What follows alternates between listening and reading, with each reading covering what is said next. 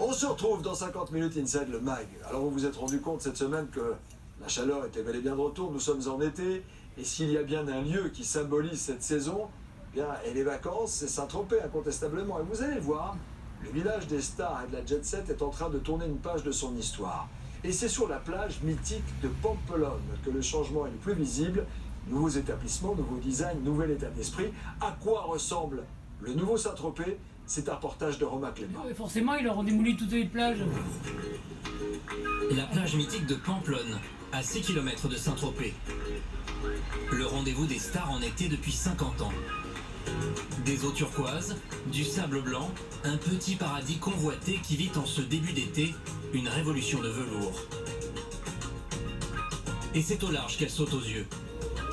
Sandrine et Frédéric, un couple d'entrepreneurs varois, s'est offert une petite virée en mer sur cette embarcation luxueuse.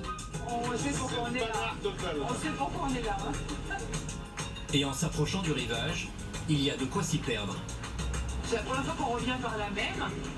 Et du coup, tout a changé ou presque. Donc on essaie de repérer à nouveau nos plages. T'as l'orangerie, là t'as Loulou. Alors voilà, on les a complètement déplacés. Hein. Ils étaient à Loulou. On passe devant l'orangerie qui était à Boulevard Patch et qui est passée maintenant à Tamaris. Et les palmiers qui étaient route de l'Épi qui sont passés aussi à Tamaris. Les plages, ce sont ces établissements en bord de mer où se ruent touristes et célébrités au beau jour. Et en ce début de saison, la plupart a changé soit d'allure, soit de place. Certaines ont même complètement disparu. 26 nouvelles plages flambant neuves, dans un style écologique. Pas d'urbanisation à outrance, l'urbanisation a été maîtrisée. Et on a l'impression d'arriver sur une plage il y a encore 50 ans en arrière. C'est juste magique.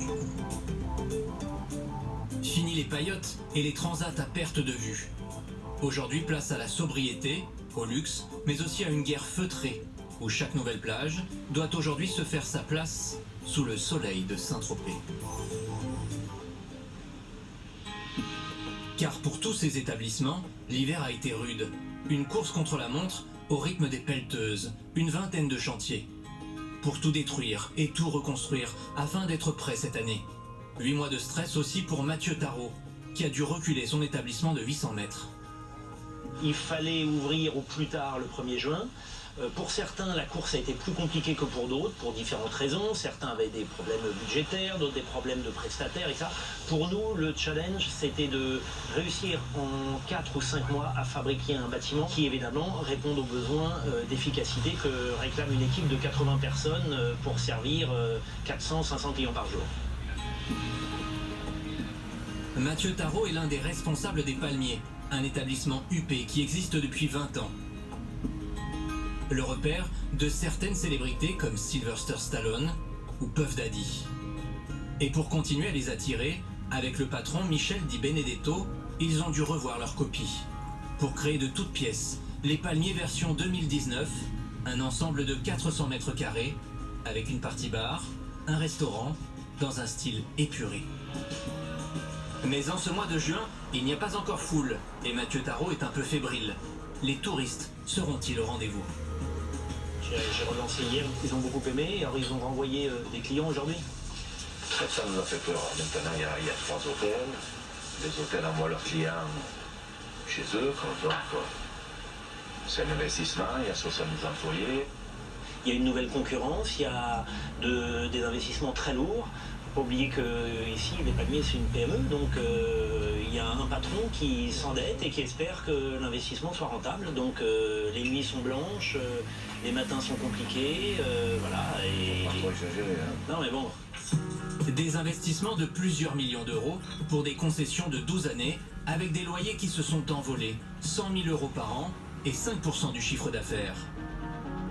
Chaque club, chaque restaurant en bord de plage a dû se réinventer en un temps record et fourbir ses armes pour avoir cette année encore toutes les chances d'afficher complet. Se réinventer sans faire fuir la clientèle des habitués, c'est la question qui s'est posée au Nikki Beach, un haut lieu de la fête depuis 18 ans. Un club à ciel ouvert, avec piscine et cadre exceptionnel qui attire les stars de passage, comme Tony Parker, et les meilleurs DJ de la planète, comme Bob Sinclair. Mais cette année, problème, la mairie a imposé des règles plus strictes, moins de décibels, moins d'excès et de fêtes tardives. Face à cette contrainte, Célia Gumbo Serra a choisi de métamorphoser en douceur le club. L'établissement mise désormais sur des événements comme le brunch du dimanche matin, autour d'une ambiance plus cosy et d'une cuisine internationale. Pour changer un peu, les gens ont une idée très arrêtée de Nikki Beach. Et Nikki Beach, on voulait montrer aussi que c'est pas qu'un lieu de fête. C'est aussi un lieu où on peut se retrouver en famille. Sur le dimanche, il y a beaucoup de familles, des enfants, et c'est un lieu convivial. Des concepts pour attirer les touristes fortunés, mais aussi de nouvelles idées pour les inciter toujours plus à la dépense, entre 2 baignades et verres de champagne. On a aussi beaucoup de gens qui viennent à Pamplonne juste pour passer la journée. Ils arrivent en bateau de Cannes, de Monaco ou autre. Et du coup, ils ne vont peut-être pas descendre au village. Et ils ont envie de faire un petit shopping.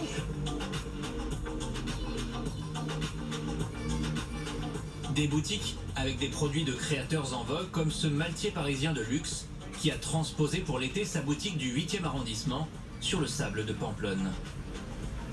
On a créé un sac spécialement pour le Nikki Beach, donc c'est le sac XXL pour aller à la plage, pour l'aventurière de la plage. Donc il est monogravé à notre maison.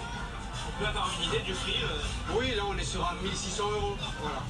Mais bon, pour ici, normalement, ça devrait plaire, voilà. Ici, les prix s'envolent vite et une simple paire de tongs coûte 250 €. Bah, on peut partir de 300 jusqu'à 500 000 € si on veut une malle sur mesure pour des cigares, pour du champagne, pour des chaussures ou des malles à montre. Ça peut aller très vite, mais nous on vend du rêve. C'est qu'on fait du sur-mesure, on personnalise. Du sur-mesure, du luxe, pour créer un effet de surprise et tenter de faire de ce lieu un incontournable. Sur les quelques dernières années, on a vu des gens un petit peu bouder Ramatuelle et Saint-Tropez au profit de destinations comme Ibiza et Mykonos. Ça faisait 50 ans que Pamplonne était à l'identique, donc clairement c'est une nouvelle offre qui intrigue et on saura relever le défi d'être à la hauteur. Mais les établissements qui avaient pourtant bâti la réputation de Saint-Tropez n'ont pas tous survécu, victimes d'une guerre à coups de millions d'euros et d'attaques de gros investisseurs. Les Jumeaux, refuge prisé de Johnny Hallyday lorsqu'il voulait fuir le bling-bling de Saint-Trope, a dû fermer.